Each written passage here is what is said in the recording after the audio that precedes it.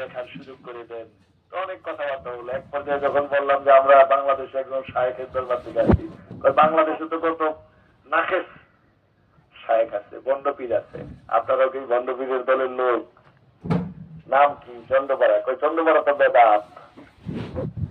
তো পরে বললাম ঠিক আছে, বেদাত না দাঁত সেটা পরেও বলবো যে আগে একটু জিয়ারতের সুযোগ করে দেন। জিয়ারতের সুযোগ করে দিলেন, খুব হাসি মুখে সুযোগ করে দিলেন। তারপরে বসলাম, বসে গাওয়া খাওয়াইলেন। ওই আমরা যখন চা খাই ওই দেশে ছোট্ট ছোট্ট ইতে করে গাওয়া খাওয়ায়। খাওয়া খাওয়ার পরে বললাম যে আমার মোর্শেদ চন্দ্রপুরী কি কি বেদাত করে।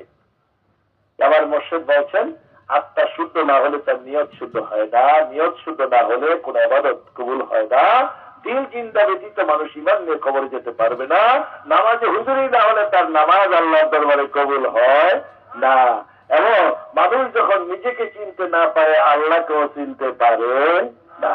এই বিষয়গুলো যখন হাদিস থেকে সর্বমোট 5 থেকে 7 মিনিট ধরে ওনার সাথে যখন আলোচনা করলাম, উনি আমাকে জড়ায় ধরে বললেন, হায় হায় এটা কি বলেন, এইগুলো তো বেদাত না, এইগুলো তো আমার নবীজির শিক্ষা। বলেন আলহামদুলিল্লাহ।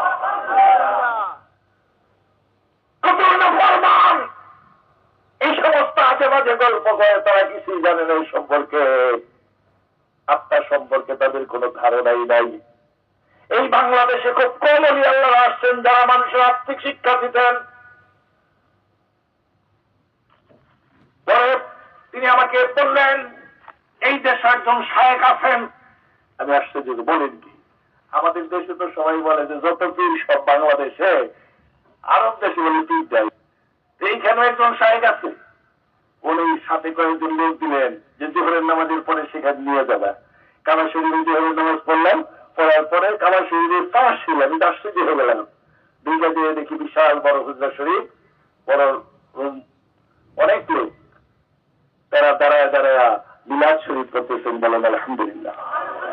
আমাদের দেশে অনেক আলেম সাহেবরা বলেন যে মিলাদ করা লোক বেদাত, মিলাদ করা যাবে না, কিয়াম করা যাবে না। হায় হায়, দেখে আশ্চর্য হয়ে গেলাম, এইটা কি এত সুন্দর পরিবেশের মধ্যে মিলাদ হচ্ছে। ইয়া নবী সালামু আলাইকা, এই সুরে পড়তেছেন। ইয়া রাসূল সালামু আলাইকা, ইয়া হাবিব সালামু আলাইকা, সালাওয়াতুল্লাহ আলাইকা। তা আমি যাইয়া তাড়াতাড়ি দেখলাম, দাঁড়ায় গেলাম। আরো অনেক আলেম দু একজনকে চিনলাম, অধিকাংশকে চিনি না। শায়েখ যিনি, ওনাকে দেখতে পাইলাম না, উনি হয়তো ভিতরে। তো দাঁড়াইলাম, একজন আমাকে, আমি চোখ বন্ধ করে সালাম পড়তেছি তাদের সাথে সাথে, সালামের মাঝখানে কাসিদা পড়ে আবার। তো একজন আমাকে ধাক্কা দিলেন, ধাক্কা দিয়ে উনি আমাকে ইশারায় বুঝাইলেন যে আপনিও কাসিদা পড়েন। আমি চিন্তা করলাম এই পরিবেশে আমি ছোট্ট মানুষ, বাংলাদেশ থেকে আসছে, আমি কি কাসিদা পড়বো? আমার থেকে সবাই উঁচা লম্বা, দেখতেও সুন্দর, উঁচা লম্বা, স্বাস্থ্যবান সবাই, আর আলেম, বড় বড় জগৎ বিখ্যাত আলেম, এর মধ্যে আমি কি কাসিদা পড়বো? আমি চোখ বন্ধ করে আমার মোর্শেদ চন্দ্রপুরীর কথা মনে করলাম। বলেন আলহামদুলিল্লাহ। ওই আল্লাহদের সাথে কানেকশন লাগাইলে ওই আল্লাহর তরফ থেকে একটা নিয়ামত পাওয়া যায়। আমি আর মনে পড়ে গেল, ওই মুহূর্তে ভয় পাইলাম, আবার মনেও পড়লো একটা কথা যে আমার নবীজি যখন মক্কা শরীফ থেকে হিজরত করে মদিনা শরীফে গেছেন, তখন মদিনার সকল লোকেরা, বৃদ্ধ, মহিলা, ছেলে, বয়স্ক, যুবক, সবাই মিলে আমার নবীজির শানে একটা শান গেয়েছিলেন। কি একটু শোনেন। তালাআল বদরু আলাইনা মিন সানিয়াতিল বাদা ওয়াজাবা আশ-শুকরু আলাইনা মাদা লিল্লাহি দা আইয়ুহাল মাবউসু ফিনা জি'তা বিল আমরিল মুতা জি'তা শাররাতাল মাদিনা মারহাবা ইয়া খায়রা দা ইয়া নবী সালামু আলাইকা, ইয়া রাসূল সালামু আলাইকা, ইয়া হাবিব সালামু আলাইকা, সালাওয়াতুল্লাহ আলাইকা। আমার পরে আরো 2-3 জন ছিলেন, তারাও বললেন। যখন মিলাদ শরীফ শেষ হলো, আমি ভয় পেয়ে গেলাম। আমার চাইতে উঁচা লম্বা স্বাস্থ্যবান একটা লোক আমাকে বুকের সাথে জড়ায় ধরলেন। ধরে তিনি কাঁপতেছেন, কাঁপা শুরু করলেন। আমার এই ছোট্ট দেহটা তার সাথে পিষে গেল। আমার চাইতে অনেক উঁচা, আমি এইভাবে উপরের দিকে তাকাইলাম ওনার চেহারা দেখার জন্য। আমার চাইতে 1-1.5 ফিট উঁচা হবে। দেখলাম চেহারা এমন কালো লোক আমি কোন সময় আর দেখি নাই। উনি আমাকে জড়ায় ধরে কাঁদতেছেন, চোখ দিয়া পানি ঝরতেছে আর বলতেছেন মারহাবা মারহাবা। আমি ওনার কান্না দেখে আমারও চোখে পানি রাখতে পারলাম না। তিনি কাঁদতেছিলেন। আমার এই কম্পনটা কোন সাধারণ কম্পন না। এই কম্পনটা কামেল মোকাম্মেল আল্লাহদের মধ্যে হয়। আমি আমার মুর্শিদকে দেখেছি, আমি আমার মালিক কদরি সেই চন্দ্রপুরীকে দেখেছি। মাঝে মাঝে এইভাবে কাঁদে আর কাঁদতে থাকে, তত্তর করে চেহারাটা লাল হয়ে যায়। এইভাবে কাঁদতেন আমার নবীজির নামাজে দাঁড়াইয়া। সাহাবায়ে কেরাম এইভাবে নামাজে দাঁড়ায় কাঁদতেন। আমি নিজের চোখে দেখেছি, আপনারা বহু লোক সাক্ষী। আজও চন্দ্রপাড়ায় বহু আশিকেরা পাগলেরা নামাজে দাঁড়ায়, তারা এইভাবে কাঁপতে থাকে, চোখ দিয়া পানি ঝরতে থাকে। বলেন ঠিক কিনা? কি বানানো গল্প বললাম? প্রথম মনে হতে এটা কি নামাজের মধ্যে তারা এইভাবে কান্নাকাটি করে। পরে হাদিস গেটে দেখলাম একবার পাকিস্তানে যাওয়ার সুযোগ হয়েছিল, সেখানে তাদের সাথে আলোচনা করে দেখলাম হাদিস শরীফ থেকে বের করে দিলে যে নামাজের মধ্যে আল্লাহর ভয়ে যারা কান্না করতে থাকে, চোখ দিয়ে পানি ঝরে, আমার নবীজি বলেন আমার আল্লাহ ওই বান্দার অতীত জীবনের সমস্ত গুণাগুলি মাফ করে দেয়। ওই বান্দার নামাজ আল্লাহর দরবারে কবুল হয়ে যায়। এই কম্পনটা কেন আসে আমার মুর্শিদ আমাকে শিখাইছেন, দেখাইছেন। এটা কোরআনে আছে, তিনি আঙ্গুল দিয়ে কোরআন শরীফের আয়াত বের করে দেখাইছেন যে কেমন করে মানুষের শরীরে যে কম্পনটা আসে, কেন আসে, কি জন্য আসে। এটা কোরআনে বলা আছে। এটা সূরা নম্বরটা হলো 39 23 পারা। সূরার নাম হলো সূরা জুমার, আয়াত নম্বর হলো 23। আল্লাহ বলেন তাকশাহিরু মিনহু যুলুদুল্লাযীনা ইয়াখশাউনা রাব্বাহুম সুম্মা তালিনু যুলুদুহুম ওয়া কুলুবুহুম ইলা যিকরিল্লাহ যালিকা হুদাল্লাহ ইয়াহদি বিহি মান ইয়াশা ওয়া মান ইউদ্লিলিল্লাহু ফামা লাহু মিন হাদি। আমার আল্লাহ বলেন সেই মুহূর্তে কম্পন তৈরি হয়, শিহরণ আসে, কাঁপতে থাকে, তাদের দিলের ভেতরে আল্লাহর ভয় প্রবেশ করে এবং তাদের শরীরে চামড়া নরম হয়, তাদের দিল নরম হয়, তাদের দিলের ভিতরে আল্লাহর জিকির হতে থাকে।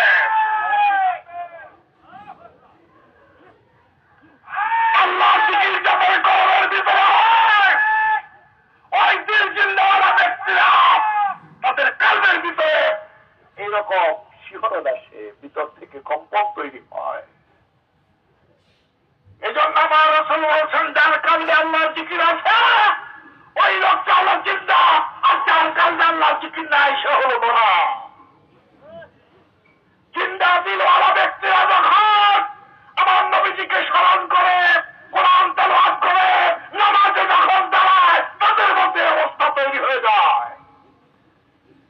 এটাকে ইমাম গাজ্জালী রাহমাতুল্লাহ আলাইহি সাইয়্যিদ মুস্তামি রাহমাতুল্লাহ আলাইহি, শাহ আব্দুল কাদের জিলানী রাহমাতুল্লাহ আলাইহি, মুঈনুদ্দিন চিশতি রাহমাতুল্লাহ আলাইহি, খাজা বাহাউদ্দিন নকশবন্দি রাহমাতুল্লাহ আলাইহি, তরিকতুল ইমাম মুজাদ্দিদ আল-ফির সানি রাহমাতুল্লাহ আলাইহি মাবদা ও মা'আদ কিতাবের মধ্যে লিখেছেন, এটাকে বলা হয় জজবা।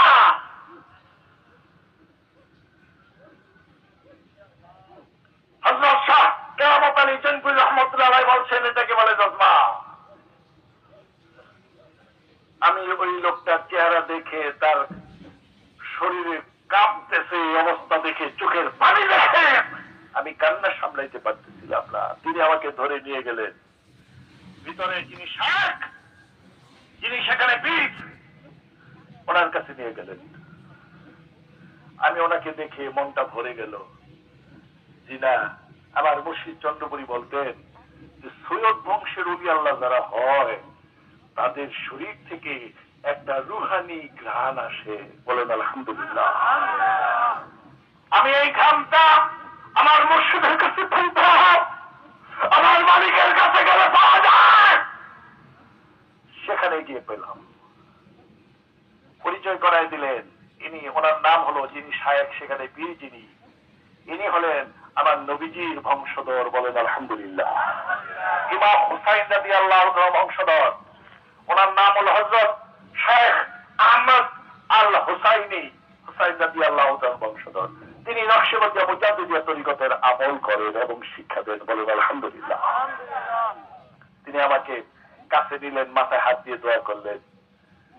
পরে এই কালো লোকটাকে অন্য একজন লোকের কাছে জিজ্ঞাসা করলাম, ইনি কি? ওনার সাথে কথা বলতে পারতেছি না, কারণ ওনার কান্না থামে না। তখন পরিচয় করিয়ে দিলেন যে উনি হলেন হযরত বিলাল রাদিয়াল্লাহু তাআলার বংশধর। বলেন আলহামদুলিল্লাহ। তাহলে হযরত বিলাল রাদিয়াল্লাহু তাআলার বংশধররা, ইমাম হুসাইনের বংশধররা যে মক্কায় মিলাদ শরীফ পড়েন, কিয়াম শরীফ করেন, আর তোমরা বলো বেদাত। অসংখ্য ওলি আল্লাহগণ, অসংখ্য হক্কানি আলেমগণ মিলাদ পড়েন। ফুরফুরা শরীফে গেলাম, ইন্ডিয়া হুগলিতে। ফুরফুরা শরীফের মাদ্রাসা মাঠে 1999 সালে বিশাল মাহফিল ছিল, হাজার হাজার মানুষের সমাগম। সেখানে আমি মিলাদ শরীফ পড়েছি এবং মিলাদের আলোচনা করেছি। সেখানে যিনি ফুরফুরার পীরের নাম আপনারা শুনছেন, হযরত আবু বকর সিদ্দিকী রাহমাতুল্লাহ আলাইহি, নাম শুনছেন না? ফুরফুরার পীর, প্রথম পীর যিনি ছিলেন আবু বকর সিদ্দিকী, ওনাকে তো আমরা দেখি নাই। ওনার চার সাহেবজাদা, বড় সাহেবজাদা আব্দুল হাই সিদ্দিকী রাহমাতুল্লাহ আলাইহি, ওনাকেও দেখি নাই। ওরা, আমরা যেই বছর গেলাম ওই বছর ওনার ছোট্ট সাহেবজাদা যিনি, শুনলাম যে ওনার 104 বছর বয়স, কথা বলতে পারেন না। আমরা কাছে গেলাম, মাথায় হাত দিয়ে দোয়া করে দিলেন। পরে বললেন যে আমরা মিলাদ পড়ি, এখানে কিয়াম করি, কিন্তু আমার কিছু ভাইয়ের ছেলেরা আছে মদিনা ইউনিভার্সিটি থেকে পাশ করছে, আল আজহার ইউনিভার্সিটি থেকে পাশ করছে, তারা কিছু মিলাদ কিয়ামের বিরুদ্ধে বইটি লিখতে বেদাত টেদাত বলে, আপনারা অনেক কষ্ট দিয়েন না, আপনারা মিলাদ পড়েন। বলেন আলহামদুলিল্লাহ। তারা বলে আমাদের বাপদাদারা ভুল করছে। বলেন নাউজুবিল্লাহ। নিমক খারাপ, এটা কোনো কথা? রহমতুল্লাহ ফুরফুরার প্রথম পীর, ওনার মতো একজন আলেম, একজন হক্কানি আলেম, আল্লাহর একজন নায়েবে রাসূল, সারা পৃথিবীতে যার মুরিদ ভক্ত শরীর সিটে পড়ছেন, যার লক্ষ লক্ষ আলেম, যার দোয়া নিয়ে, যার পদতুলি নিয়ে মুক্তি হয়েছে, মুফাসসির হয়েছে, মুহাদ্দিস হয়েছে, ওনার বিরুদ্ধে কথা হলো। ওনার একজন দুইজন খলিফা আমাদের বাংলাদেশে প্রসিদ্ধ আছে, আরো আছে কিনা আমি জানি না, দুইজনের সাথে আমার পরিচয় আছে। একজন হলো শশীনা দরবার শরীফ বরিশালে, কি বলেন, শশীনা দরবার নাম শুনেন নাই? হযরত মাওলানা নেসারউদ্দিন আহমদ রাহমাতুল্লাহ, ওনাকে আমি দেখি নাই, কিন্তু ওনার যে বড় ছেলে ছিলেন আবু জাফর সালেহ রাহমাতুল্লাহ, ওনাকে দেখেছি, ওনার সাথে মিটিং করেছি। তো ওনারা মিলাদ পড়তেন। একবার সম্ভবত 96-97 সালে হবে, শশীনা দরবারের পাশে আকল হাই স্কুল মাঠে আমাদের মাহফিল ছিল চন্দ্রপাড়ার।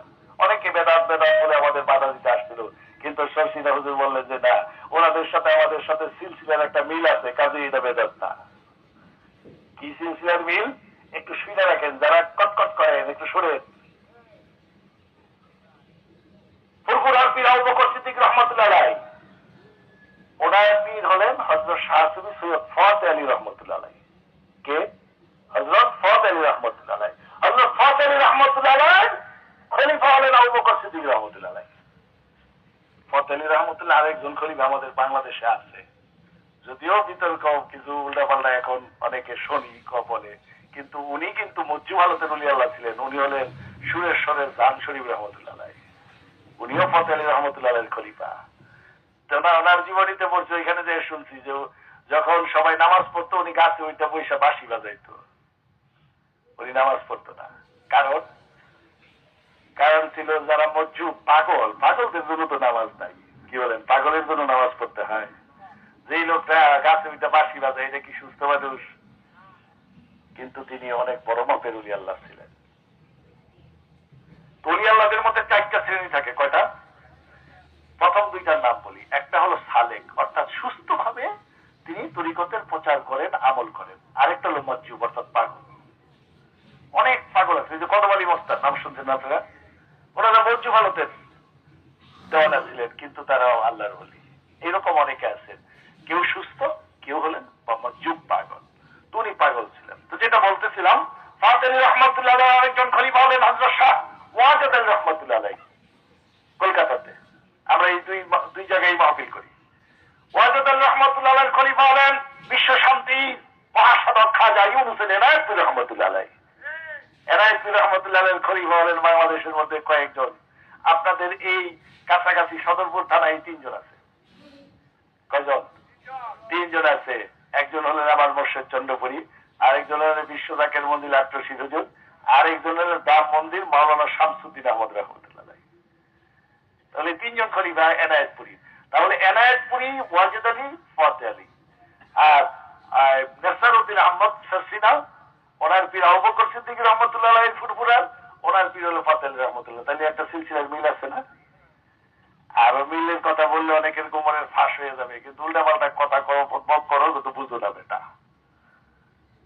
আমাদের এই দেশে অনেকেই জানে না যে আমাদের একটা দরবার আছে দক্ষিণে, ওনারা হলেন চরমোনাই দরবার শরীফ, আছে না? ওনার চরমোনাইয়ের যে মরহুম প্রথম পীর এসহাক রহমতুল্লাহ আলাইহি। আমরা কিন্তু ওনাদের বিরুদ্ধে কোনো কথা বলি না, কারণ আমার দয়াল বাবা চন্দ্রপুরী বলছেন এসহাক সাহেব কামেল লোক। কি বলছেন? কামেল লোক ছিলেন। তাহলে আমরা তাদের বিরোধিতা করতে পারি? কিছুদিন আগে কারা জানি বলছে যে জায়গায় ডিস্টার্ব করে। আমার মালিক আশ্চর্য বলেন ওনাদের যে প্রথম পীর তো কামেল ছিলেন, তো কামেল লোকের সিলসিলাভুক্ত লোকেরা তো আমাদেরকে বাধা দেওয়ার কথা না। তো এসহাক সাহেব রহমতুল্লাহ আলাইহি, ওনার পীর ছিলেন উজানির কারি ইব্রাহিম সাহেব রহমতুল্লাহ আলাইহি। নাম শুনছেন আপনারা? উজানির পীর কারি ইব্রাহিম সাহেব। ওই কারি ইব্রাহিম সাহেবের পীর হলো হযরত রশিদ আহমদ গাঙ্গুহি, ইন্ডিয়াতে, ভারতে। রশিদ আহমদ গাঙ্গুহি সাহেবের পীর হলো হাজী এমদাদুল্লাহ মুহাজির মক্কি রহমতুল্লাহ আলাইহি। মুহাজির মক্কি রহমতুল্লাহ আলাইহি, ওনার পীর হলো হযরত নূর মোহাম্মদ জানজানবী রহমতুল্লাহ আলাইহি। নূর মোহাম্মদ জানজানবী রহমতুল্লাহ আলাইহি হযরত সৈয়দ আহমদ বেরলভী রহমতুল্লাহ আলাইহির মুরিদ। তাহলে আমাদের সিলসিলার ফতেহ আলী রহমতুল্লাহ আলাইহির পীর হলো নূর মোহাম্মদ নিজামপুরী, নূর মোহাম্মদ নিজামপুরী রহমতুল্লাহ পীর হলো সৈয়দ আহমদ বেরলভী। তাহলে সৈয়দ আহমদ বেরলভী থেকে 2টা শাখা বাংলাদেশের মধ্যে আসছে। কি বলেন, ঠিক আছে কিনা? দেখে নিয়ে যারা বুঝেন না শুধু শুধু হইচই করে।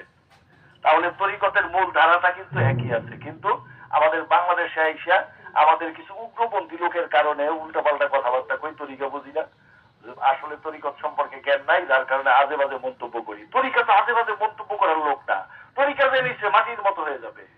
তরিকা যে নিচ্ছে আরেকজনের দোষ খুঁজবে না, তরিকা যে নিচ্ছে সে নিজেকে নিয়ে ব্যস্ত থাকবে। এই আজে বাজে গল্প করে করে আমাদের জাকের ভাইদেরকে ডিস্টার্ব করে। অনেক জায়গায় আমাদের পোস্টার ছিঁড়ে ফেলায়, ব্যানার ছিঁড়ে ফেলায়। একবার আমার মনে আছে, আমি ঢাকার দক্ষিণের আঞ্চলিক খেদমত পরিষদের দায়িত্বে, আমাকে ফোন দিল এক ভাই, কুচামারা ব্রিজের মধ্যে কতগুলো ফ্ল্যাগ ছিল, সবগুলো ফ্ল্যাগ পাশের মাদ্রাসার ছাত্র শিক্ষক মিলা যে বেদাতি পীরের ফ্ল্যাগ সব ছিঁড়াফালা, পুইরাফালা, এগুলি করে সব নদীর মধ্যে ফেলাইছে। নদীর মধ্যে বালুর ট্রাক গেছে, ট্রাকের মধ্যে পড়ছে। এখন এই বালুর ট্রাক ওনারা ফ্ল্যাগ নিয়ে নিয়ে স্লোগান দিতেছে। এখন কি করব? আমি আমাদের বর্তমান প্রতিনিধি চন্দ্রপুরীকে ফোন দিলাম, মাফ করবেন, আমাদের এখন কি করা দরকার? কারণ আমাদের এলাকার কিছু পোলা মানুষ তারা রেডি হয়ে গেছে মারামারি করবে। হুজুর বললেন যে না, মারামারি করা যাবে না, এগুলো আমাদের তরিকতের আদর্শ না, নিয়ম না। আপনারা যেখানে ফ্ল্যাগ ছিঁড়া ফেলায়, যেখানে একটা ফ্ল্যাগ ছিঁড়া ফেলাচ্ছে সেখানে 2টা লাগাইছে, কিন্তু মারামারি করেন না। খেয়াল রেখেন, আবার ছিলে আবার লাগাইবেন, আবার ছিলে আবার লাগাইবেন। আমরা আর কি করব? আমরা তো যারা আঞ্চলিক খাতে হুকুমের বাইরে যাওয়ার কোনো ক্ষমতা নাই, কি বলেন আছে? নাই। লাগাইছি, কিন্তু আমার চোখের সামনে যদি একটা পোস্টার কেউ ছিঁড়ে ফেলে, একটা ব্যানারে কেউ হাত দেয়, আমার কলজাটা যেটা টান দেয় না? কষ্ট লাগে না? লাগে। ডাকাতদের কষ্ট হয়, ডাকাতদের মনে খারাপ লাগে। সারা বাংলাদেশে আমাদের অনেক জ্বালায়। এই বিক্রমপুরে টঙ্গিবাড়ি থানায় সিংহের নন্দন খানকা শরীফের মধ্যে দিনের বেলা দুপুর বেলা সবাই গেছে আলু খেতে, পুরুষেরা কাজ করতে। মাদ্রাসার ছাত্র শিক্ষকরা মিলে আইসে, বেদাতি পীরের আস্তানা ভেঙে দাও, ঘুরিয়ে দাও, বাইকে চিরা আইসে ফালাই দেবে, লাঠি দিয়ে বাইরে বাড়ি শুরু করছে, টিনের বেলা মারামারি শুরু করছে। দেখ জাকের বোন বাড়ির উঠান ঝাড়ু দিতেছে, দেখে যে এই অবস্থা। জাকের বোন তো বাবা পেয়ে চিৎকার দিচ্ছে, আশেপাশের মহিলারা প্রায় জাকের সবাই ঝাড়ু টাড়ু নিয়ে লাঠি সোটা নিয়ে দৌড়েছে, গিয়েছে যে এই যে কিছু লোকেরা আয় আমাদের খানকা ভাঙ্গা পিটাও। মহিলারা কি করলো, ঝাড়ু দিয়া পিটে পিটে সব এলাকা ছাড়া করছে, সবগুলো দেয় টঙ্গিবাড়ি হাসপাতালে থানা স্বাস্থ্য কমপ্লেক্সে ভর্তি হয়েছে। বিচার কি হয়েছে, যে এরা খানকা ভাঙতে গেছিল, এখন এক একটা শরীর থেকে অপারেশন করে করে ঝাড়ুর যে শলা এক একজনের ইয়ের মধ্যে পড়ছে, এইগুলি অপারেশন করে করে খুলতে হয়েছে। বিচারের মধ্যে কি মল্লিক যেন, ওনার নাম রিপন মল্লিক, ছিল উপজেলা চেয়ারম্যান, উনি বললেন যে আচ্ছা আপনাদের গায়ে এই যে ঝাড়ুর এই যে শলা ঢুকে রয়েছে, এতগুলি আঘাত পাইলেন, কারা করলো? একটা আরেকটা কষ্টা কষ্টা, কারণ মহিলারা করছে, এই কথা কইতে তাদের লজ্জা লাগতেছে। তো কি জন্য বা করলো? শেষে তারা সবার কাছে মাপ চাইল যে আমাদের ভুল হয়েছে, আমরা গেছিলাম খানকা ভাঙতে। আচ্ছা, খানকা ভাঙ্গা কি কোনো মুসলমানের কাজ? খানকা ওলি আল্লাহদের ইবাদতের জায়গা। আমাদের এখানে খানকা আছে না? খানকায় কি আমরা এখানে কোনো অন্য কোনো অশ্লীল কোনো কাজকর্ম করি? এখানে গাঁজা খায়, মদ খায়, নেশা করে, কি করে? নামাজ পড়ে। আমাকে এইবার গাজীপুরের সাব রেজিস্ট্রার, সেখানে আমাদের এক জাকের ভাই গেল খানকা শরীফের দলিল করার জন্য, উনি দলিল ফালায় দেয়, কয় না খানকা নামে কিছু নাই। তো ওই ভাই সেখানে থেকে আমার ফোন দিল, কান্নাকাটি করতে, ভাই কি করবো? আমি ওনাকে বলেন, উনি যদি লেখাপড়া জানে, ওনার মোবাইলের ইন্টারনেটের কানেকশন থাকে, তাইলে আমি একটা কোরআন শরীফের নাম কই, এটা ওনাকে বলেন নামায় উনি একটু দেখুক কোরআন শরীফের মধ্যে লেখা আছে কিনা। তো ওনার দিছে, কোবরা হয়ে গেছে, কয় না আমাদের একজন মাওলানা ভাই আছে, উনি কোরআন শরীফ পড়তে পারে, ওনাকে আপনাকে বলছে ওই আয়াতটা একটু দেখাইতে, সূরা নূর ফি বুয়ুতিকুম, এই আয়াতটার 930 পৃষ্ঠার মধ্যে তাফসিরে মারিফুল কোরআন আল কোরআনুল কারীম সৌদি আরব থেকে এই কোরআন শরীফটা বাংলাদেশে পাঠাইছে, এই পৃষ্ঠাটা আপনি একটু দেখেন। দেখা কয় সরি, কি কয়? অথচ কয় যে খানকা শরীফ বলে কোথাও লেখাই নাই, পায় নাই। ভাবি করতে গেবে না, চোখ থাকা লাগবো না, খুঁজতেই হতো। উনি আল্লাহ এমন কোন কাজ করে না যেটার কোন দলিল প্রমাণ দেয়। কি বলেন? আমরা কিছু জানি কিছু জানি না, একটু যাই না, এই লাফালাফি করি, খুব ফালাফালি করি। তো বলতেছিলাম উনি আল্লাহ দরবারে দেখেন যে এখন মালিক কি করছেন, বর্তমান গদিনী চন্দ্রপুরী সব পোস্টার ব্যানার সব বন্ধ করে দিচ্ছে। কি বলে ঠিক না? কারণ জাকেরদের মনে কষ্ট লাগে, মানুষের কষ্ট দেয়, আঘাত দেয়, জাকেররা সহ্য করতে পারে না। অনেক জায়গায় জাকেররা মারামারি করতে যায়, কিন্তু মালিক চায় না যে মারামারি হোক। তরিকা নিয়ে ধর্ম নিয়ে যদি মারামারি করি তাহলে কেমন হয়? কারণ যাগুলোকে মারামারি করবো সবাই তো মুসলমান। কি বলেন? মুসলমান না? মুসলমান। কাজে মারামারি করা তো উচিত নয়। আমার মালিক এটা একেবারেই পছন্দ করে না, যেটা নিয়ে মারামারি করার দরকার নেই। পুরা সারা বাংলাদেশ এইবার উড়স পাক গেল কয়েক বছর ধরে, কোন পোস্টার দেখতে, কোন ব্যানার দেখতে, এই তো হয় না। পেপারে প্রচার নাই, টিভিতে প্রচার নাই, মিডিয়াতে প্রচার নাই। যারা এই বছর 15 জানে উড়স পাকে গেছেন, একটু বলেন তো অন্যান্য বছরের ক্ষেত্রে লোক কম চলে বেশি, এই লোকগুলোকে দাওয়াত দিল কেনা? কোন পোস্টার নাই, মাইকিং নাই, প্রচার নাই। তাহলে বুঝা যায় উনি আল্লাহদের দরবারে আসে, এটা আল্লাহ দয়া করে যাদের তারাই আসতে পারে। যদি বলেন ঠিক কিনা? উনি আল্লাহর দরবারে যাওয়া তাদেরকে অনেকে, কারণ উনি আল্লাহর হলেন একটা হাই পাওয়ারের ম্যাগনেট, হাই পাওয়ারের চুম্বক। জায়গারে টানে। এখানে যদি আমি একটা চুম্বক রাখি, আপনাদের কাছে যদি লোহা থাকে দেখবেন লোহায় খালি দৌড়ে আসতে চাইব। চুম্বকের লোহাগুলিরে চাই না আনবে, কি বলে আনবে কিনা? কিন্তু যদি হাতে পাত খড়ি দেয়, হাত থাকে খুব দাড়ি কাজ, কাজ হবে হবে না, চুম্বকের টানবে না। ওলি আল্লাহদের কাছে তারাই আসতে পারে যাদের সাথে ওলি আল্লাহদের আত্মার কানেকশন আছে, দিলের কানেকশন আছে। ওলি আল্লাহদের মহব্বত যাদের দিলে আছে, তারা ওলি আল্লাহদের কাছে আসতে পারে। কারণ ওলি আল্লাহর কাছে যাওয়া এটা কোনো সাধারণ কথা না, এটা কোরআন শরীফে আল্লাহ বলছেন। কে বলছেন? আমাদের সিলাবাল্লাহ না, কোরআন শরীফের কথা আল্লাহ বলছেন এটা, যে ওলি আল্লাহদের কাছে কারা যায় একটু শোনেন। এটা লেখা আছে এই সূরার সিরিয়াল নাম্বার হলো 18, 18, সূরা 15 পারা, সূরা কাহফ আয়াত নম্বর 17। আল্লাহ বলেন, মান ইয়াহদিল্লাহু ফাহুয়াল মুহতাদি ওয়া মান ইউদ্লিল ফালান তাজিদ লাহু ওয়ালিয়াম মুরশিদা। আল্লাহ বলেন, আল্লাহ যাকে হেদায়েত করেন সেই হেদায়েত প্রাপ্ত হয়, আল্লাহ যাকে পথ দেখান সেই পথ হয়, আর আল্লাহ যাকে পথ দেখায় না ফালান তাজিদ লাহু, তার জন্য তোমরা পাবে না ওয়ালিয়াম মুরশিদা, ওলিও পাবে না, মুরশিদও পাবে না। তাহলে আল্লাহ যাদেরকে তারা মুরশিদ পায়, তারা ওলি আল্লাহ পায়। যাদের কপালে হেদায়েত পায় তারা ওলি আল্লাহর কাছে যাইতে পারে না। তাহলে আমরা যারা ওলি আল্লাহর কাছে আসছি, ওলি আল্লাহর কাছে গেছি, ওলি আল্লাহ তরিকা গ্রহণ করছি, আমাদের ভাগ্য ভালো না খারাপ বলে? আমরা দোয়া করি এই চরে যত বাসিন্দা আছে নরনারী সবাই যেন ওলি আল্লাহর কাছে যাইতে পারে, বলে না আমি বলবো না যে চন্দ্রমানি ওলি আল্লাহ আর কোন ওলি আল্লাহ না, এই কথা বলবো না। ওলি আল্লাহ অনেক আছে, কি বলে যাচ্ছে না, পুরুষেরা যায় মহিলারাও যায়। আমাদের একটা বদনাম আছে, মহিলারা যায়, কি বলে যাচ্ছে না, যে পুরুষরাও যায় সাথে মহিলারাও যায়। মহিলা পীরের বাড়ি যায় কেন? হায় হায়, এটা চন্দ্রমারা হুজুর সারা দেশে কত বুঝাইছে, মানুষের বুঝে না, আলেমরাও বুঝে না, কেউ কেউ উল্টা পাল্টা কয় দাদা। কিন্তু এখন আবার আলেম, কিছু কিছু আলেমের একটু হুশ আইছে যে না, পীর ওলি আল্লাহর দরবারে যাওয়াটা কোনো দোষের না। তারাও এখন শুরু করছে ভিন্ন কায়দায়। কিভাবে দেখেন, আপনাদের এলাকায় আছে কিনা দেখি নাই, আমি কালকে আজকে আসার সময় এই যে আপনাদের পাঁচচরে দেখলাম একটা পোস্টারে লেখা, মহিলা বিশেষ দ্রষ্টব্য, মহিলা মা বোনদের জন্য পর্দার সহিত ওয়াজ শোনার সুব্যবস্থা আছে। কি বলেন আপনারা, কেউ দেখছেন? মাইকও করে যে মহিলাদের জন্য পর্দার সহিত ওয়াজ শোনার সুব্যবস্থা আছে, করে না? আচ্ছা বলেন তো। আরো একটা জিনিস দেখবেন, এখন আপনাদের এদিকেও শুরু হয়েছে, আগে ঢাকায় যে একটা ছিল এখন অনেক জায়গায় জায়গায় শুরু হয়ে গেছে মহিলা মাদ্রাসা। আছে কি নাই?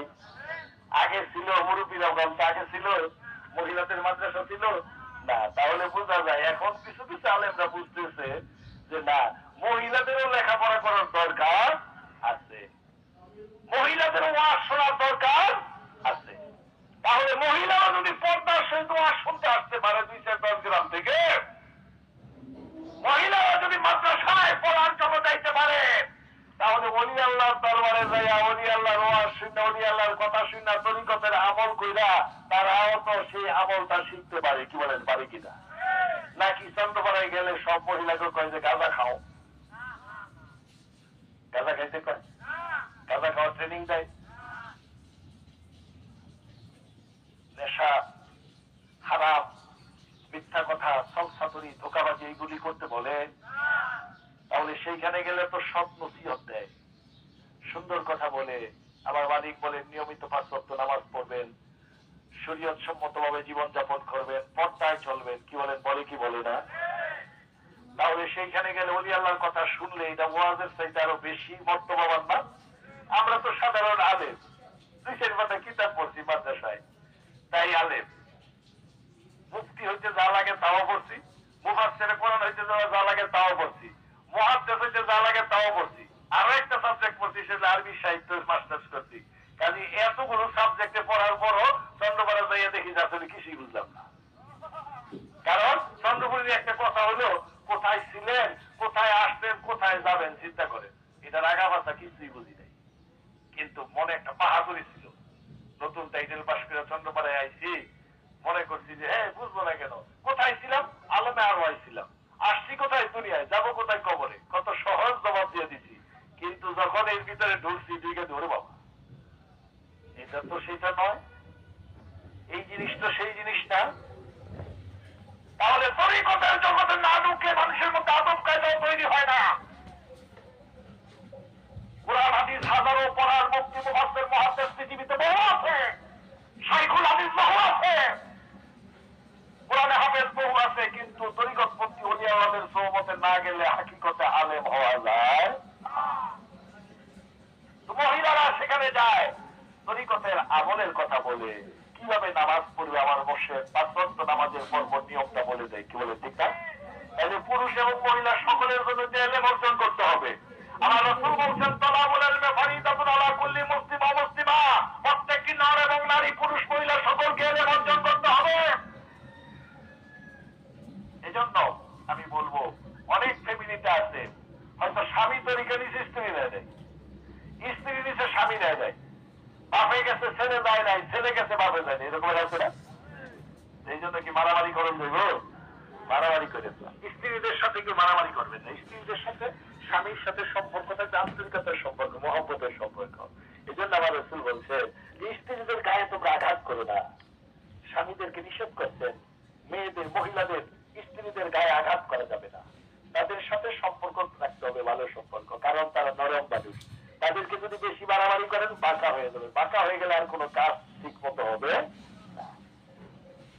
আমার রাসূল বলেন, কোন স্বামী তার স্ত্রীর হাত ধরে তার চোখের দিকে যদি মহব্বতে তাকায়, স্বামী স্ত্রী দুইজনেরই সগীরা গুনাহগুলি আল্লাহ মাফ করে দেয়। দেখছেন? তাহলে স্ত্রীদের সাথে সুসম্পর্ক রাখবেন, ভালো ভালো জামা কাপড় কিনে দিবেন, ভালো ভালো খাবার দিবেন, ভালো ভালো জিনিস এনে দিবেন, বাজারে যাবেন সুন্দর একটা জিনিস নিয়ে আসবেন স্ত্রীর জন্য, দেখবেন খুশি হবে। আর স্ত্রী খুশি হলে আপনার ঘরটা শান্তিতে ভরে যাবে, ছেলেমেয়েরা ভালো থাকবে। আর যদি সবসময় ঝগড়াঝাড়ি করেন, দেখা যাবে তরকারিতে লবণ কম হবে, তাহলে তরকারি জাল হবে, ঠিক মতো খাওয়া দাওয়া হবে না, ঘরের মধ্যে খালি ঝগড়া ফাসাদ হবে। ঝগড়া ফাসাদ হলে, ঘরে যদি ঝগড়া ফাসাদ হয়, আপনি বাইরে যেও শান্তি পাবেন না। কি বলেন, শান্তি পাওয়া যাবে? এজন্য আমার রাসূল বলছেন জান্নাতের সুখ হলো স্বামী স্ত্রীর মধ্যে, বলেন আলহামদুলিল্লাহ। তাহলে স্বামী স্ত্রীর সাথে সম্পর্ক ভালো রাখতে হবে। স্ত্রীদেরকে আমার রাসূল বলছেন যে এই স্বামীটা সারাদিন তোমার জন্য হাড়ভাঙা পরিশ্রম করে, ঘরে যখন আসে তোমার আঁচল দিয়া তোমার স্বামীর কপালের ঘামটা একটু মুছে দাও, দেখবা আল্লাহ তোমার জীবনের গুনাহগুলি মাফ করে দেবে। স্বামীর দিকে একটু মহব্বতে তাকাও, যেই লোকটা সারাদিন পরিশ্রম করে একটু সংসারের সুখের জন্য, শান্তির জন্য, তাদের স্বামীর সাথে হইচই করো না। আর মেয়েদের সম্পর্কে আমার নবীজি বলছেন মেয়েদেরকে তোমরা আদর করো। তোমার মেয়ে অর্থ হলো মেয়ে তোমার ঘরে হয়েছে, এটা তোমার বোঝা না। মেয়ে তোমার ঘরে হয়েছে, এই মেয়েটাকে যদি তুমি সুন্দর করে লালন পালন করো, তুমি এর জন্য জান্নাতের ভাগীদার হয়ে যাবা। জান্নাতের জন্য অন্য কোথাও যাওয়া লাগবে না।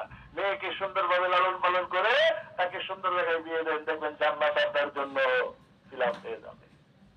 তাহলে মেয়েরা আমাদের জন্য বোঝা না, মেয়েরা আমাদের জন্য জান্নাতি সম্পদ, মেয়েরা আমাদের জন্য সম্পদ। ছেলে মেয়েদেরকে ভালোভাবে লেখাপড়া শিখাবেন, ছেলে মেয়েদের সাথে খারাপ আচরণ করবেন না। আর খেয়াল রাখবেন, এখন মা বোনদেরকে বলছি, ভাইদেরকে বলছি, আমাদের ছেলে মেয়েদের পিছনে শত্রু লাগছে, চক্রান্ত করতেছে, নানান নেশা টেশা এখন সমাজের মধ্যে ঢুকাই দিচ্ছে, যাতে নেশাগ্রস্ত হয়ে মা বাবার সাথে খারাপ ব্যবহার করে, নেশাগ্রস্ত আয় রুজি রোজগার থেকে দূরে সরে যায়। কারণ বাংলাদেশ এখন বিশ্বের মধ্যে মাথা উঁচু করে দাঁড়ানোর জন্য খুব দ্রুত আগায় যাইতেছে। আর এটা কিছু শত্রুরা সহ্য করতে পারতেছে না, চিন্তা করতেছে বাংলাদেশ আগাইতেছে। একটা বড় কারণ হলো বাংলাদেশের যুব সমাজ আগায় আসতেছে, শিক্ষিত সমাজ আগায় আসতেছে। যুবকেরা বিদেশ থেকে লক্ষ লক্ষ কোটি কোটি ডলার বাংলাদেশে পাঠায়, বাংলাদেশ উন্নত হচ্ছে, যুবকের আগায় গেছে, স্কুল কলেজ মাদ্রাসা লেখাপড়ায় বাংলাদেশ আগায় যাচ্ছে। বিদেশিরা চিন্তা করতেছে এই যুবকগুলি নষ্ট করার জন্য ল্যাংটা করে বেটি মানুষ বাংলাদেশে পাঠিয়ে দাও, আর একটা কাজ করো কি, যে নেশা ঢুকিয়ে দাও, যাতে এরা সুস্থভাবে জীবনযাপন করতে না পারে। সাবধান যুবক ভাইরা, যুবকদের ইসলামের মধ্যে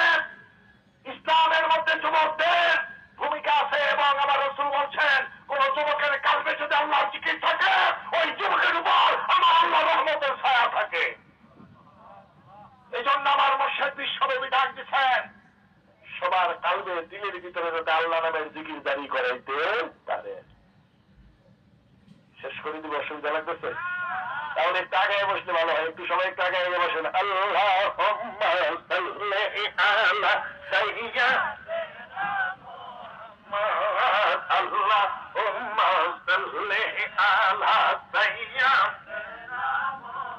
মুহাম্মদ নাবিয়ানা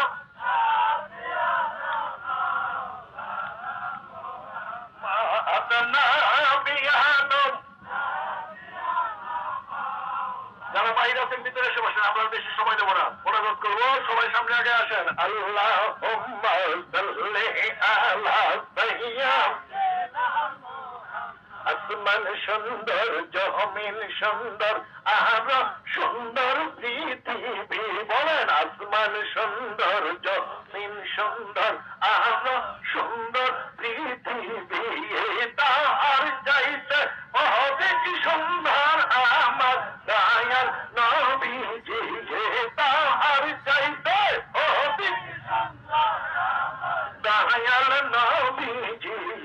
আল্লাহুম্মা সাল্লি আলা সাইয়্যিদিনা। ও ভাইয়ের আমার, মা বোনের আমার, তাই বলতেছিলাম আমার মুর্শিদ চন্দ্রপুরীর দরবারে এই বছর লোক কম হয় নাই, অন্যান্য বছরের সাথে বেশি হয়েছে। কি বলে, ঠিক না?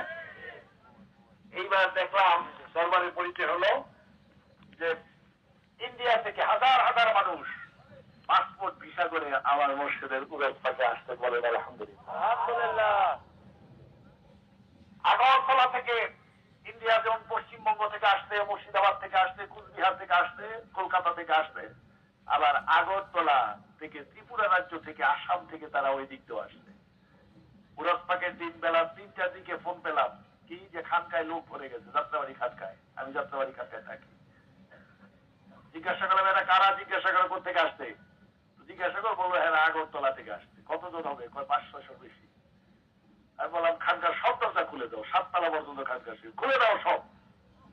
আর কয়েকজনের নাম বললাম, এদেরকে আমার কথা বলো, এদের জন্য যেন রাত্রে এবং সকালে খাবারের ব্যবস্থা করে, কারো যেন কষ্ট না হয়। তাহলে এখন দেখেন লোকজন সারা দেশ থেকেই আসে এই চন্দ্রপাড়ায়। কি বলেন, তাই না? বিদেশ থেকে আসা শুরু করেছে মানুষ। চন্দ্রপুরীর দরবারে আসে কি, কি জন্য মানুষ আসে, কেন আসে, কি জন্য আসে আমরা তো জানি না। বলেন জানেন আয় থেকে কোথায় থেকে মানুষ আসে? একবার আমার মনে আছে 1990-91 সালে হবে, তখনও ওই উত্তরবঙ্গের যে ব্রিজটা কি যমুনার ব্রিজ তখনও হয় নাই। আমরা আরিচা দিয়ে নগরবাড়ি নাইট কোচে গেলাম, সারাদিন রাত্র নাইট কোচে গেলাম, সারাদিনও গেলাম। নওগাঁ জেলার নেয়ামতপুর থানা থেকে আবার সেখানে যেয়ে শুনলাম যে যাইতে যাইতে ওইখানে সন্ধ্যা হয়ে গেছে। সারা রাত্রও গেলাম, সারাদিনও গেলাম। রাস্তাঘাট তত উন্নত ছিল না। যাওয়ার পরে শুনলাম যে এখান থেকে আর কোনো গাড়ি ঘোড়া নাই, এক যাইতে হবে মহিষের গাড়িতে, উঠা যেতে হবে। মহিষের গাড়ি, গরুর গাড়ি। হ্যাঁ হ্যাঁ, মহিষের গাড়ি গরুর গাড়িতে যাইতে যেতে রাত হয়ে যাবে। কয় কিলো? 5-6 কিলো রাস্তা, কাঁচা রাস্তা, লাল মাটি। হ্যাঁ হ্যাঁ, গেলাম অনেক কষ্টে। যাইয়া মনটা খুব খারাপ লাগলো যে এত কষ্ট করে আসলাম, এই দেশের মানুষ চন্দ্রপাড়া যায় কি জন্য এত দূরে থেকে। তো যিনি ওইখানে যেই ভাই খানকা শরীফের সভাপতি আলাউদ্দিন ভাই, মুরব্বী মানুষ, তো ওনাকে বললাম যে এই এলাকা থেকে চন্দ্রপাড়ায় কে গেছে আগে? কয় ভাই আমি। আপনি এত দূরে কেন গেছেন? আপনি না গেলেও তো আমাদের এই ঝামেলাটা হইতো না, এত কষ্ট করে আসছি, সারাদিন যাই কষ্ট করে না খাইয়া, আবার রাত্রিবেলা দিছে কলই রুটি দিছে আর গরুর মাংস দিছে, এইগুলি কি আমরা না খাইয়া মানুষ খাইতে পারি? তারপরে কি করবো, কষ্ট করে খাইছি। যে এত কষ্ট করে আপনারা এখান থেকে এত দূরে গেছেন কেমনে? কয় যে ভাই আমরা তো যাই নাই, আমাদের কাল্লাই নিচ্ছে, কানে তুলে নিচ্ছে। কেমনে নিচ্ছে? কয় যে আমাদের এলাকায় একটা ছেলে, একটা ছেলে, সে তেল বিক্রি করে, মাথার মধ্যে নিয়ে ঢাকায় নিয়ে তেল বিক্রি করে। এরকম আছে না গ্রামে? এখন মনে কমে গেছে, আগে ছিল। আগে গ্রামে গ্রামেই ছিল, মাথার মধ্যে ঝাঁকার মধ্যে তেল তেল নিয়ে বাড়ি বাড়ি বিক্রি করতো। তো বিক্রি করে বলে যে আমাদের বাড়িতে আসা যাওয়া করে, তাদের বাড়ি বিশাল বড় বাড়ি, অনেক বড়। তো অনেকগুলো গরু তাদের, অনেক বড় গৃহস্থ। তো বললো যে আমরা 6 ভাই। আমাদের বাবা যিনি, তিনি কয়েকদিন অনেকদিন যাবত অসুস্থ। হাসপাতাল থেকে ওনাকে বলে দিছে যে উনি আর বাঁচবে না, বাড়িতে নিয়ে যান, যা খাইতে চাই সেবা যত্ন করেন। তো নিয়ে আসছি, কিন্তু আমরা ভাইয়েরা বোনেরা সবাই কান্নাকাটি করতেছি, বাবা বাঁচবে না। তো ওই যে বাড়িতে তেল দেয় ছেলেটা, যে আমাকে বলতেছে, বড় ভাই কি হয়েছে? কয় যে আমার বাবা এরকম অসুস্থ, ডাক্তাররা বলছে বাঁচবে না, ভাই বোনেরা সবাই কান্নাকাটি করতেছে। আমি তো ছোট মানুষ, গরিব মানুষ, আমার একটা কথা কি আপনারা শুনবেন? কি? কয় যে আমি একটা জায়গার নাম কই, আপনারা ওই জায়গায় একটা গরু মানত করেন, যদি আল্লাহ ভালো করে তাহলে গরুটা দিয়েন, ভালো না করলে গরু দিতে হবে না। কোথায় সেটা? কয় চন্দ্রপাড়া।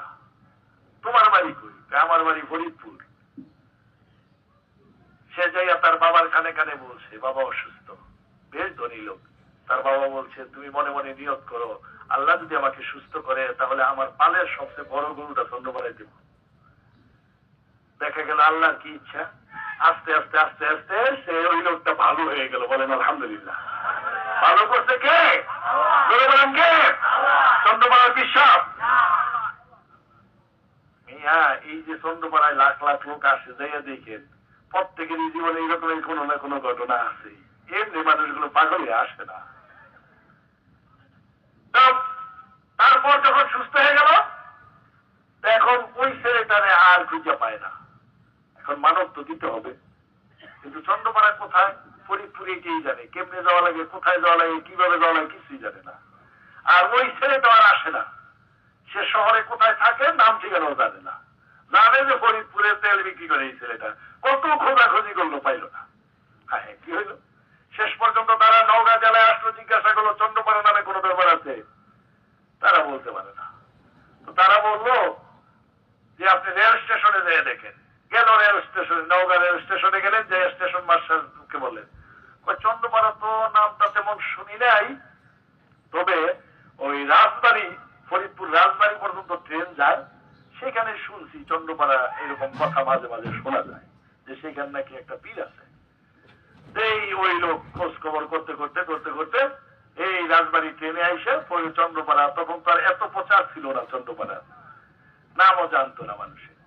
আস্তে আস্তে ওই লোক আসতেন, আইসা যখন নাকি দরবার শরীফের পশ্চিম দিক দিয়ে দরবারে ঢুকতেছে, ও তার বাবা বলছে গরু আগে নিও না, আগে তুমি যাও দেখে আসো, যদি ভণ্ড পীরের রাস্তা না হয় তাহলে দিব না, যদি মনে করো যে কামেল পীর তাহলে দিব। তো সে আসতে দেখতেই বড় ভাই আলাউদ্দিন উনি আসতে দেখতে, আইসা যখন দরবারের পশ্চিম দিক দিয়ে ঢুকতেছে, শিমুল গাছতলা দিয়ে দিকে আসতেছে, আমাদের মোর্শেদ কেবলাদার তার সামনে দাঁড়ানো। ওই লোকটা আবার মোর্শেদের চেহারার দিকে তাকায় এমন জোরে একটা চিৎকার দিছে, চিৎকার দিয়ে বইয়া গড়াগড়ি খাওয়া শুরু করে। হায়, জীবনে কোনোদিন যাকে দেখে নাই উনি ওনাকে দেখে কাঁদতেছে। আবার মুর্শিদ বলতেছেন পাগলামি করে না, পাগলামি করে না, উঠে। তারপর যখন সুস্থ হলো, তাই বললাম যে আপনি দেখে কাঁদলেন কেন? কয় ভাই জানি না, উনি আর তো ছোট মানুষ, বর্তমান যে গদিশীল হুজুর উনি কি ওই সময় তো বয়সে ছোট না, উনি একটা ছোট মানুষ, ওনার চেহারার দিকে চাইছি পরে আমার মনের মধ্যে এমন একটা আকর্ষণ, এমন একটা টান অনুভব হইল যে উনি আমার অনেক আগে থেকে ওনাকে আমি চিনি, খুব আপন আমার। আমি ওনাকে দেখে নিজেকে স্থির রাখতে পারলাম না। তারপর যাইয়া কদমবুসি করলেন, তরিকা গ্রহণ করলেন। এখন সেখানে খানকা শরীফ হয়েছে, কত লোক, হাজার হাজার মানুষ আসে সেখানে। দেখছেন চন্দ্রপুরীর তরিকা কেমনি প্রচার হয়েছে। একটা তেল বিক্রি করে বেটা, এই বেটাকে আলে, এই বেটার কি জ্ঞান বুদ্ধি আছে? এই বেটা দেখেন আল্লাহ কিভাবে কোথায় থেকে কোন জায়গায় থেকে লোক নিয়ে আসছে। আমি ইন্ডিয়াতে একবার প্রোগ্রাম করতে গেছি, মনে হয় 2004 সালে। তো জলপাইগুড়ি থেকে আমরা যাব কুচবিহার, প্রতিমধ্যে নেপালের এবং ভুটানের সীমান্তবর্তী এলাকায় যাইয়া গাড়ি আর যাবে না, কেন? বন্ধ। তারা বলে বাংলা বন্ধ, মানে হরতাল। গাড়ির স্টাফরা বলতেছেন যে গাড়ি যাবে না, সামনে আগামী দিনে হরতাল, কাজে আমরা এখানে 2 দিন থাকবো, তারপরে গাড়ি ছাড়বে। চিন্তা করলাম এখন কোথায় যাই? লোকজন তো এক একজন এক এক দিকে যাচ্ছে, দেখলাম বিদেশির মধ্যে আমরাই 3 জন, আর কেউ নাই, কোথায় যাব? শেষে চিন্তা করলাম দুপুরের সময় একটা হোটেলে ঢুকলাম খাবার জন্য। হোটেল থেকে যখন যে বসছি, পিছন থেকে একজন মহিলা উঠে আসলেন, আয়সা বলতেছেন যে আপনারা কি মুসলমান? আমরা কেন? কয় এই হোটেলে খাইয়েন না। কেন? এই হোটেলে জঙ্গলি খাসি যেই পাতিলে রান্না করে, আবার ওই মাছ মাংস ওই পাতিলে রান্না করে। তো মুসলমানরা জানলে এই হোটেলে খায় না। আমি চিন্তা করলাম এই মহিলা আমাদের কি জন্য এই কথা বললো, আর কি সেখানে খাওয়া যায়? আপনারা কি বলেন? জঙ্গলি খাসি কি জিজ্ঞাসা করলাম, জঙ্গলি খাসি আবার কি? আমি মনে করি জঙ্গলে যেগুলি সারা খাসি থাকে এইগুলি, কয় না জঙ্গলি খাসি হলো শুয়োর। তাহলে আর কি সেখানে খাওয়া যায়? ছোট্ট একটা বাস স্ট্যান্ড, আর কোন দোকানপাট তেমন কিছু নাই। এখন খাবো কি? এখন পরে বন রুটি পাইলাম, রুটি কিনে তিনজনে খাইলাম, আর খাওয়ার কোনো ব্যবস্থা নাই। এখন লোকজন বলতেছে যে সন্ধ্যা হয়ে গেলে এখানে আর থাকা যাবে না। কেন? যে সন্ধ্যা হয়ে গেলে বনো হাতি, বন জঙ্গল থেকে হাতির পাল বাইর হয়, মানুষ পায়, গাড়ি পায়, যা পায় পায়ের নিচে বানায়, বিশ্বা বানায়। আমি খাইছি, ভালো জায়গায় খাইছি। এখন যাবো কোথায়? এখানে তারা হোটেলও নাই, থাকার কোনো বোর্ডিংও নাই। গাড়িওয়ালারা বললো যে গাড়িতে থাকা যাবে না, কারণ হরতালের সময় লোকজন দেখলে পিটাপিটি করতে পারে।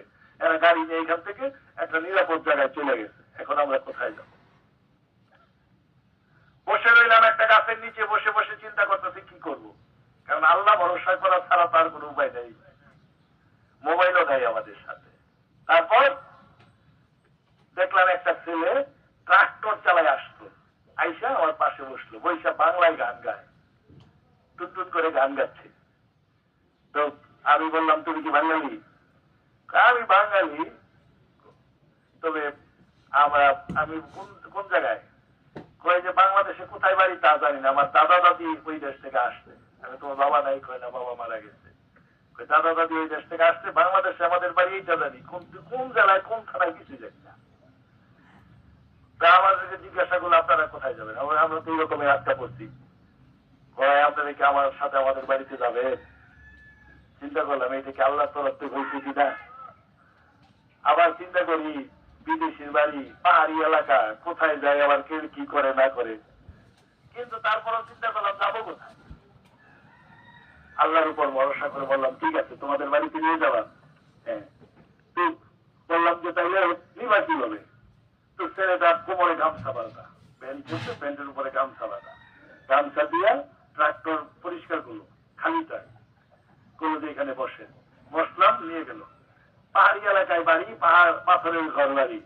রাস্তার পাশে যাইয়া ট্রাক্টর থেকে ডাইনা ছেলে ডাকতেছে, দাদি দাদি তোমার দেশের বাড়ির লোক আসছে। তার দাদি তো আসতে দেখলাম যে খুব বয়স্ক মহিলা, লাঠি ভর করে আস্তে আস্তে আসছে। আইসা আমাকে জিজ্ঞাসা আপনাদের বাড়ি কোথায়? বললাম ফরিদপুর। জিজ্ঞাসা করছে কোথায় থেকে আসছে? আমরা বাংলাদেশ। কোন জায়গা থেকে? ফরিদপুর। ফরিদপুর কোথায়? চন্দ্রপাড়া। চন্দ্রপাড়ার নাম বলছি পরে ওই মহিলা এমন একটা চিৎকার দিচ্ছে, চিৎকার দিয়া লাঠি টাঠি ফালায় দিয়ে গড়াগড়ি করে কান্না শুরু করে। আমি দেখে মায়া লাগলো, হ্যাঁ এই ঠিক চন্দ্রপাড়ার নাম শুনে ও কান্দে, কারণটা কি? অনেকক্ষণ পর সুস্থ হলেন, কাঁদতেছে আর বলতেছে, ভাই আমি ছোটকালে চন্দ্রপাড়ায় যাইতাম আমার বাবার সাথে, দয়াল বাবাকে দেখতাম, কত ভালো লাগতো। এই দেশে আসার পরে আর যাওয়ার সুযোগ হয় নাই। আমি মাঝে মাঝে মনে মনে কাঁদতাম, আল্লাহ আমি কি চন্দ্রপুরী তো শুনছি দুনিয়া থেকে পর্দা করতে, চন্দ্রপুরীর একটা ভক্ত মুড়িদ কি কোনোদিন এক নজর দেখতে পাবো না। আমি আল্লাহর কাছে কাঁদতাম। আল্লাহ মনে হয় এই জন্য আপনাকে, আমি মনে হয় বাঁচবো না, মরার আগে হয়তো চন্দ্রপাড়ার একজন মুড়িদের অন্তত সে আমরা দেখে গেলাম। তার নাতিদেরকে বলতে চাই আমাদের পালের খাসি যে কয়টা আছে 4-5টা এটি জমাই কর, এলাকাবাসীদেরকে খবর দে আমাদের বাড়িতে আজকে জলসা হবে। কয় আমার বাড়ি ছিল বিক্রমপুরে, লৌহ জমি চর এলাকায় বাড়ি ঘর লাগিয়ে গেছে না, সেখানে আমার বাপে আমাদের বাড়িতে জলসা করতো, দরবার থেকে পাগল টাগল আসতো, তাকে দিয়ে জলসা করতো। আজকে আমার বাড়ি জলসা হবে। দেখা গেল এলাকা থেকে 200-500 লোক চলে আসলো। আমরা আলোচনা করলাম, আলোচনা করার পরে এখন সবাই কয় আমরা তরিকা দিব, সবাই কয় আমরা তরিকা দিব। তরিকা দিলাম। রাত্রিবেলা কিছু লোক বলতেছে, ভাই আমাদের বাড়ি নেপালে, আপনি নেপালে যাবেন, এই কথাগুলো নেপালি লোকদেরকে শোনান, শুনলে তারাও দেখবেন চল তরিকা দিবে। পরের দিন সকালবেলা নাস্তা খাওয়ার আগেই চলে গেল নেপালে। সেখানে দেখলাম শত শত লোক, তারাও তরিকা দিল। সেই জায়গার লোকেরা বলতেছে আমাদের ভুটানে যাইতে হবে, নিয়ে গেল ভুটানে, সারাদিন এই কাজই করলাম। তাহলে এটা কি আল্লাহর কোন হিকমত কৌশল নাই বলেন তো? তাহলে ওইখানে আমাদের গাড়ি মহিলার বাড়ি আমরা যাবো কেন, আর সেখানে এত লোক তরিকা বানিয়ে কেন? পরে হরতাল ভঙ্গ করে গেলাম, লোকজন আমাদেরকে গাড়িতে উঠিয়ে দিলেন স্লোগান দিতে দিতে। আমি আশ্চর্য হয়ে গেলাম, এটা কোন দেশে আসলাম?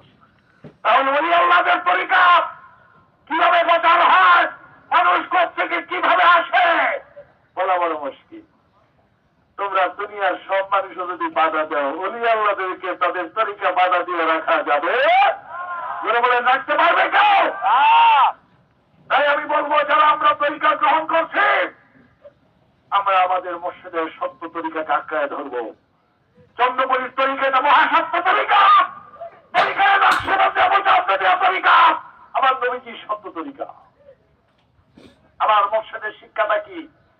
সংক্ষেপে একটু বলছি। আমার মসজিদ বিশ্বরে বিধান দিচ্ছেন, 3টা বিষয়ের উপরে আত্মা শুদ্ধ করো, চিন্তা করো, নামাজি হুজুরি তৈরি করো। বলে ঠিক কিনা? আত্মা শুদ্ধের কথা, দিন চিন্তার কথা, নামাজি হুজুরির কথা কি কোরআনে দেয়? কি বলেন, আছে কিনা? আমার মসজিদ কি বানায় করে না? শোনেন কোথায় লেখা, কোরআন শরীফের কোন জায়গায় আত্মা শুদ্ধের কথা লেখা আছে একটু শুনে।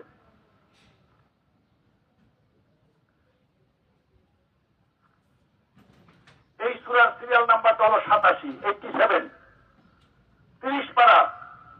সূরাটার নাম হলো সূরা আল আলা, আয়াত নম্বর হলো 14। আল্লাহ বলেন, কাদ আফলাহা মান তাযাক্কা, নিশ্চয়ই তারাই সফলতা লাভ করবে, মুক্তি লাভ করবে, যারা নিজেকে পরিশুদ্ধ করতে পারবে। কার কথা?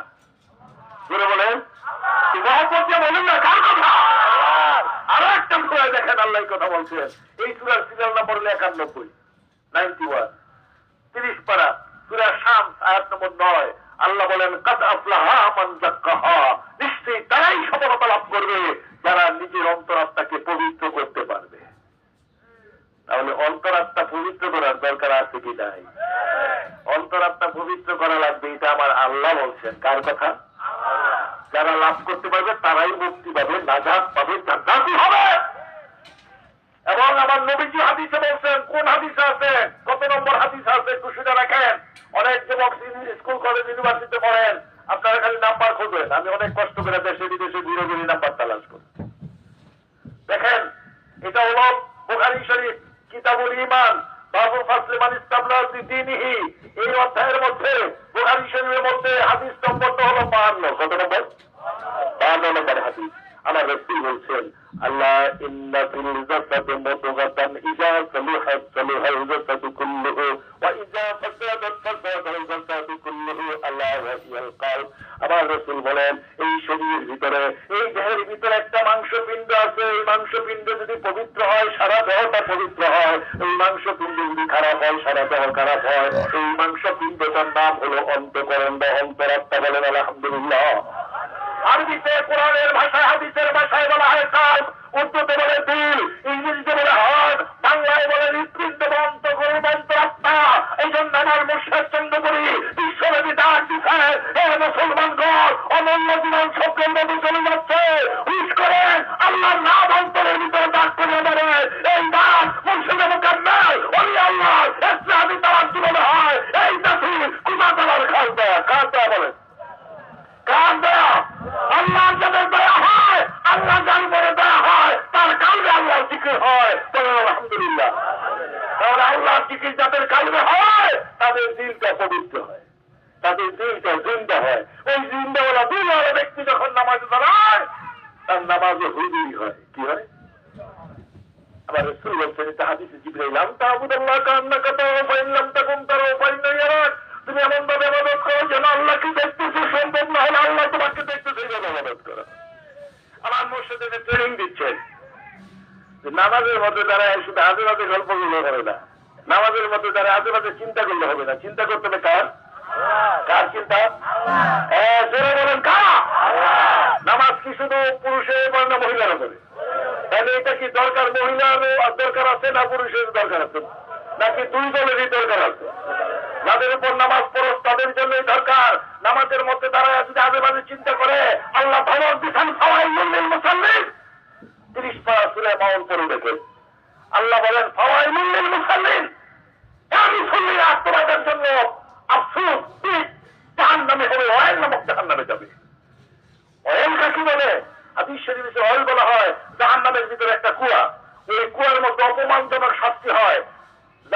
আল্লাহর কাছে প্রার্থনা করে 70 বার করে দৈনিক, আল্লাহ জাহান্নামে দিতে কষ্ট বোধ করতেছি, কিন্তু ওই ভয়ের নামক ওই কুয়ের মধ্যে দিয়ে না সহ্য করতে পারবো না। তাহলে নামাজ পড়ে ওই ভয়েলে যাবে? তাহলে কি নামাজ পড়া বাদ দিবেন? তো নামাজ পড়ে জাহান্নামে যাবে? কোন নামাজিরা জাহান্নামে যাবে? আল্লাহ বইলা দিচ্ছেন, আল্লাহ সব সমস্যার সমাধান করে দিয়েছেন। কি?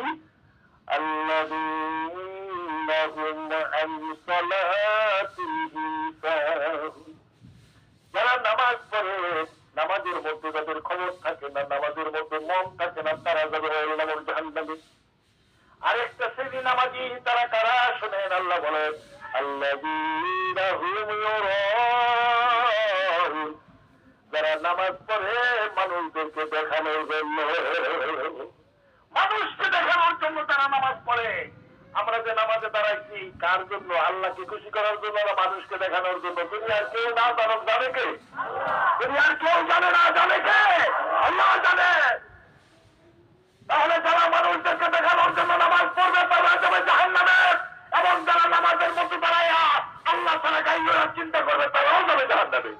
এজন্য জাহান্নাম থেকে বাঁচানোর জন্য আমার মুর্শিদ চন্দ্রপুরী বিশ্বনবী ডাক দিচ্ছেন, আসো আত্মা শুদ্ধ করো, তুমি চিন্তা করো, নামাজে হুজুরি তৈরি করো। তাহলে আমাদের এই আত্মা শুদ্ধ করা, দিল চিন্তা করা, নামাজে হুজুরি তৈরি করার দরকার আছে। কি বলে রাখি কি? বিশেষ করে আমি যুবক ছেলেদেরকে বলবো, যুবক বাবাজি যারা আছেন, মেয়েদের মধ্যে যারা যুবতী আছেন, আপনারা এই তরিকাভুক্ত হন, আমল করেন। কারণ যুবক বয়সের আমল আল্লাহর কাছে সবচেয়ে বেশি প্রিয়। আল্লাহর কাছে সবচেয়ে মর্যাদাবান যুবক বয়সের আমল। ভাইয়েরা আমার, মা বোনেরা আমার, তাই আমি আপনাদের খেদমত আরজ করবো, আসুন এই যে আমরা মানুষ বলতেছিলাম, শেষ কথাটা বলি, এই যে আমরা মানুষ, এই চেহারাটা কিন্তু মানুষ না, এই পোশাকটা কিন্তু মানুষ না, এই ফিরতটা কিন্তু মানুষ না। মানুষ কোনটা? আমার মুর্শিদ সুখে আঙ্গুল দিয়ে দেখাইতো,